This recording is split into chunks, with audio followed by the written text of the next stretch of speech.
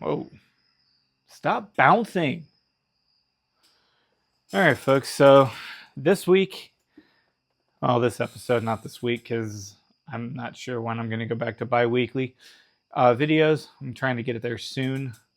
I am getting ready to start setting my shop up for the winter. So I am going through stuff, organizing them, and just trying to get everything ready to go in here. I got to try to make some more room because I've got some tools coming in from my late grandfather, and I want them out here because this is where I do most of my work because I try to leave the mess out here. That and I really just need to start organizing out here again. I got lazy over the summer trying to get craft show stuff ready, and this got away from me. And now it's going down to 40s at night, and I don't like it. For those of you that are using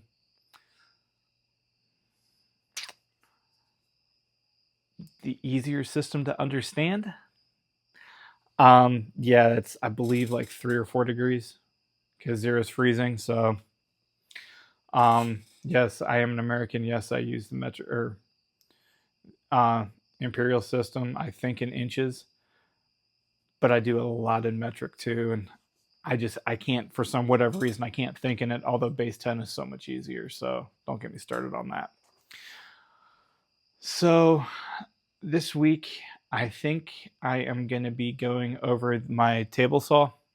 I noticed when we were making my carving board, which we just finished adding finish to this at the time of recording, because I'm trying to do 3 tonight.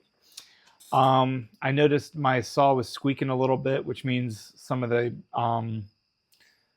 contact points need a little bit of grease. And I try to go over it about twice a year. The blade on it's almost brand new. Otherwise I would actually go through and clean it, because here's a finer tooth one that I sometimes use if I need a cleaner cut for ripping or whatever. But that one, it's very rarely used. The other one, it was dull. It was bad. So I just put that one in not too long ago, and I don't know where I put it, but I just found a 10-inch standard blade too. So it was one of those. Yeah. So it is a good idea to try to clean your blades about once a month. I don't, but it is a good idea. I don't use my table saw that much, so honestly, that's part of why I don't think about it, because I don't really use it a whole lot unless I'm cutting pen blanks, which are dry, or carving blanks, which are dry. So I don't get too much resin buildup on it, but I still do try to check it about once a year. And before I started up, I always tried to give it a once over while I'm adjusting the height. Sorry, I'm tired. But that way I can try to keep my cuts as clean as possible. So, and my miter saw, I just put a new blade on that in the beginning of the summer. I did check that recently. I'll show you guys just how I do it real quick. It's not hard. It's nothing fancy. I mean, it's paper towel. But yeah, because they both need blown off, which I'm not doing tonight. I might run a shop vac over them real quick if I need to check anything else, but I'll just show you guys how I do a quick basic once over on them. Hopefully I'm not rambling, because I'm in a rambling mood today. So I'm going to grab my tripod and we'll run over there and go through this. The joys of machine ownership. Hey, while I'm thinking about it, so did you guys know that you can support me for not spending a cent by hitting the like button, subscribing, and sharing my videos? Doesn't cost you a cent. Helps the algorithm see me a whole lot more, and it's totally free for you. It just takes 3 clicks. Just wanted to throw that out there. Thanks. Bye. All right, folks. So we're starting off with a table saw. First thing to always do, go over to your power source. I don't care if it's on a power strip and it's turned off, because I just turned my power strip off. pull the plug. I'm crazy enough to where I want to actually be able to physically see the end of the plug on my saw the entire time I'm working on it, because I have seen too many pieces of machinery turn on randomly when people thought they were safe. Thank God nobody's actually been hurt by it. But I've seen more than a few people have that little mini heart attack. So with this, I always like to run my blade all the way up.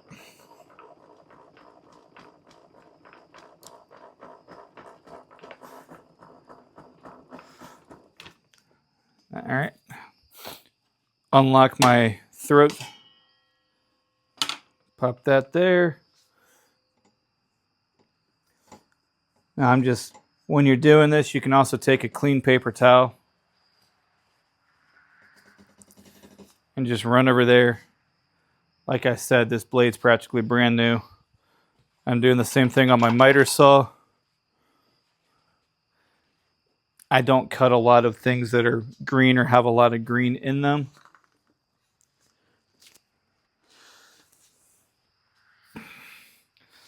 But yeah, just for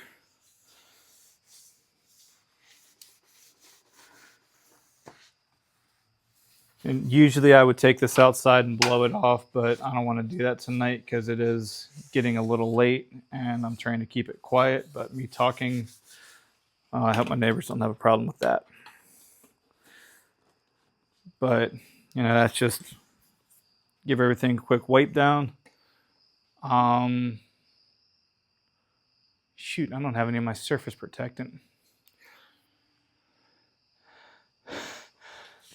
Well, I don't have anything, or I don't have the stuff I usually spray down. It's just a surface protector. I'm pretty sure this is aluminum, not stainless or cast iron like a lot of other table saw tops, but I still like to put a little oil on it just to be on the safe side. So I'm just going to hit with a little WD-40.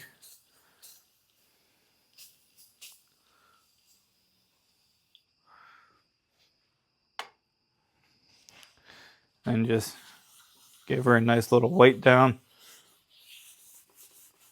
I might regret doing this later with WD-40, but we'll find out.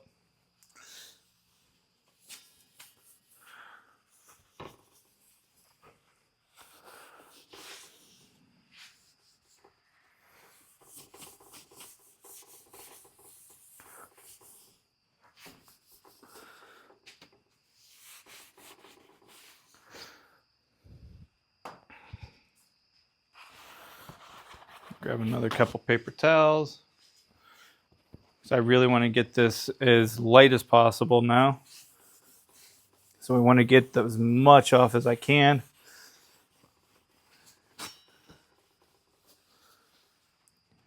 And yes, the proper surface protectant and lubricant is ideal, but I don't even think I think I'm completely out right now, and I really just want to get this thing knocked out because I noticed on the last couple cuts or times I've used this saw, it's been sticking a little bit more and more. So I like to get this just the real light coat of oil on here. I do find helps a lot.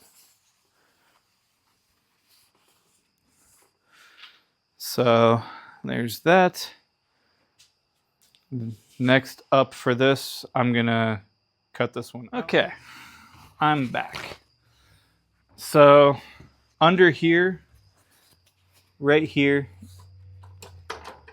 is where that's the actual blade height adjustment on this saw.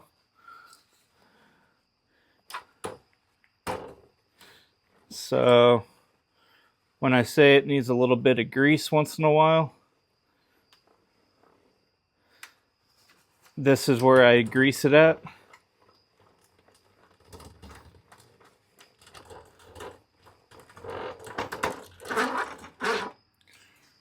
All right.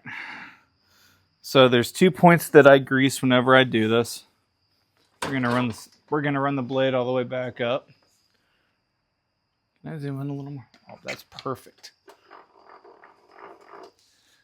All right, so you can see how the home motor and everything moves. We're gonna put that right at the bottom. We need this all the way up, which now it is. Usually I wear gloves to do this, but just regular old machine grease. I don't feel like getting my hands all greasy tonight. Usually I don't care, but... So for this one, I just like to put a little bit on there where these two teeth intersect. And the next one, I take the rest of my grease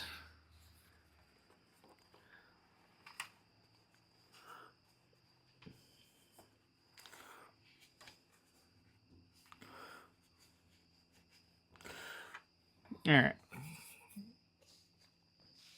And I just glob that grease on there just like that. And then we just run it down.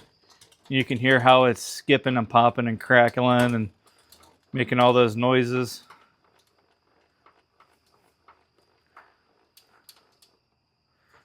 It's all the way down. Just take it all the way back up. Before we do that, I see a glob in here.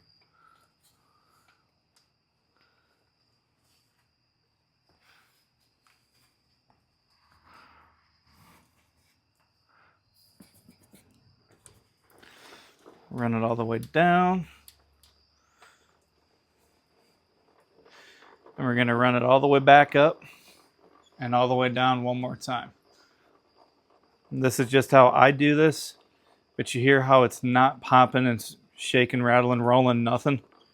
That's what we want to hear.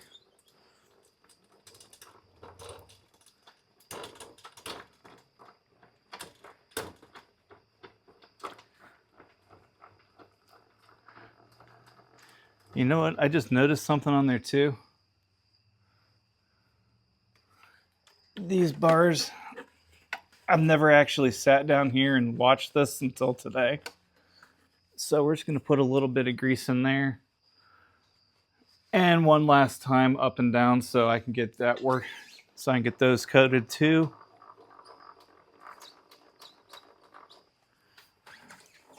My arm's getting tired.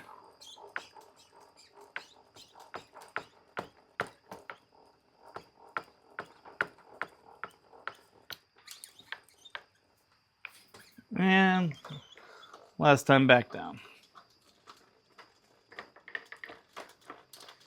And then if you guys have ever heard me talk about my riving knife, I'm going to show you guys what that is on here too. Because as I'm sitting here, I'm kind of thinking I want to make this just a table saw video to show you guys the basics, because I don't think I've ever done a table saw. Okay. So, like I said, I think I'm going to turn this into a different parts of your table saw as well. This is your throat plate. Whenever you're changing blades out or doing anything with that, this has to come out. When it's installed and locked in properly, all it does is help protect anything from falling in there and hitting your blade or potentially doing damage. This is not what's called a zero clearance, where it actually has absolutely no clearance between the blade on either side, because this saw has the ability to pivot angle. It's like you can see now it's coming up at an angle and not sitting straight up. We're going to raise this up a little bit so you guys can really get a good look. And then once you pull the release, you can shove it back down.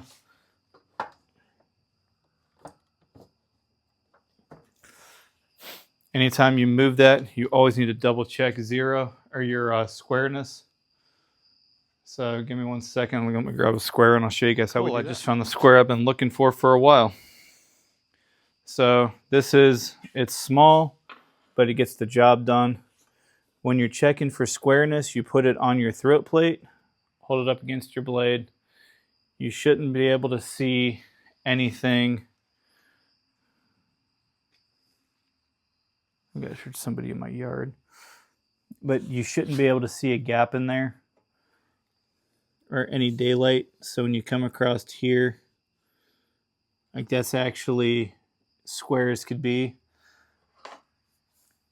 You'll note on the teeth here, they do stick out a little bit. So when you're doing that, you got to make sure you're not hitting any teeth.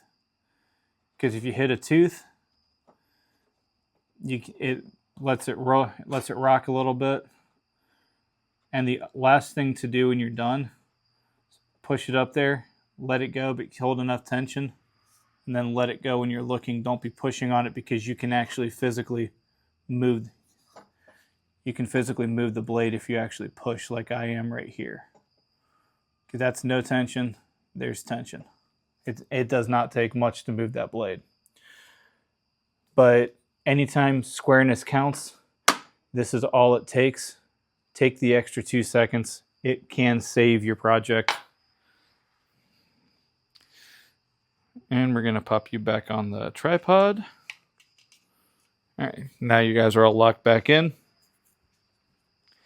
If you decide you're going to run a table saw like this, never do it without a riving knife. And a riving knife is simply pull this handle, is this. What that does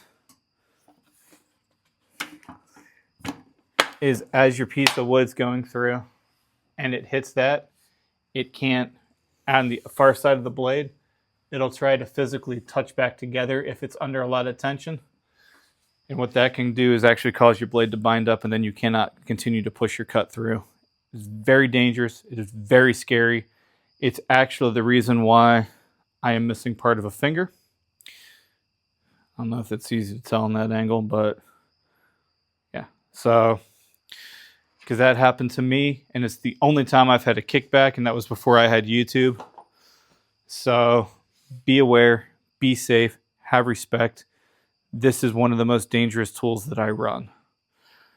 It can mess you up in a half second if you're not careful. And by the time you blink and you realize that something's leaking that shouldn't be leaking, and it's never a good day. So, but that's the basics of maintenance and how I do everything. That top already feels better. There is some like dry coatings you can spray on table saw tops or any saw top. I highly recommend. WD-40 is a good quick fix, but when I figure out what it is, I will put that out there too. And the only other thing I haven't covered yet is the fence, which is this right here. I don't know if you guys can really tell, but down here, I've got a tape measure here and a tape measure here. The yellow one says 8 inches. This one, the white one, is 16. With job site saws like this one, because it's not overly big, because I can actually lay this thing flat and pop it down onto some wheels. But it gives me the ability to do this, where I just added 8 inches to the end of my fence here. There's a little piece right here. It's got a red line on it. That tells me where I'm at off of here. You can also do it with a tape measure. If you do the tape measure trick, just remember to measure on this side of the blade. So like if I need 10 inches, you just take it 10 inches. This edge of the blade lines up with 10 inches. This is set at 10 inches. There's a little lever down here. There's a lever down on the side. I just push and it locks it in place. But I normally don't keep it over here because I don't do a lot of big work like that. And when I do it that way, you can calibrate your mark here. All you do is release it, run it gently into the blade. You just want to barely kiss it.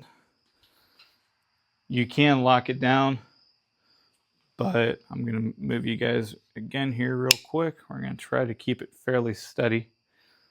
But you can see that it's zeroed out. and that there is no gap on there, I take the time about every 2 months or every month or two, whenever I'm doing cutting boards, about every other time I cut, I want to say about every third time I cut wood for cutting boards, I actually do try to I try to remember to recalibrate that. So with all that, the final thing I do after this, because this is what I do on this saw about twice a year, usually once in the spring and once now before it gets too cold. I just run the blade down, so that way if something happens, if you hit and slide, there's nothing there to catch you. You're not going to get cut. And then if you have a saw like this, if you do have people in here, you can also run the fence over there so you can't even lift the blade up as an extra added bit of security. And if you're doing a cut where you're going to be really close to that blade, you can also use a sacrificial fence, which I think is what that's supposed to be for.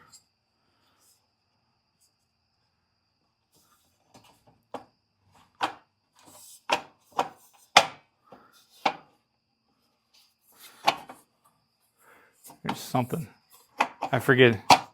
I don't really use that, so there's a way to get it to lay flat, and to it does a couple other things.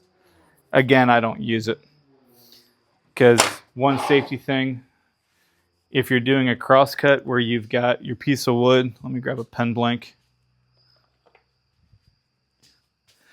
and you're using a miter gauge, which is I have right there. I'm not grabbing it for this though. If you need to make a cut and you're cutting all the way through, never do this. Never cut all the way through flush against here. If you need to make that cut, measure an offset from a scrap piece. Oh, thought there was a loose piece on that. And I was like, I can't have that on a pen blank. It has to be solid wood. But you set your rough piece back here, and then you just take it and put it up slow. Again, you would have your miter gauge here, and that was what would be holding it. And you should also be cutting short pieces off on here so you have a good solid bite on that miter gauge. But just to be clear, another safety tip for this thing, because again, have a healthy respect for this machine. But even though I work alone, I do try to, any chance I can, cover that up. And then the last thing I do, so I'm not trying to turn it on, if I leave it unplugged, I protect that. I throw this on here. That way when I walk up, I know I need to plug it in, which literally goes into a power strip that's sitting right there. Well, I was going to do the miter saw tonight too, but I felt like going into in-depth on one of the more dangerous machines in the shop would be smarter, so we did that. Hope I didn't bore you guys too much. Not trying to be a jerk, not trying to put anybody down, and I know people are going to disagree with me on the WD-40 trick. I just wanted something on it. I know it's not the best. Yell at me all you want, but I used what I had. So with that, I will say cat in the hat, that be dat. Be safe, keep making, have fun. Show me your stuff. Don't forget to like, comment, subscribe, all that fun YouTube stuff. And I am going to jump over to the miter saw. Fun.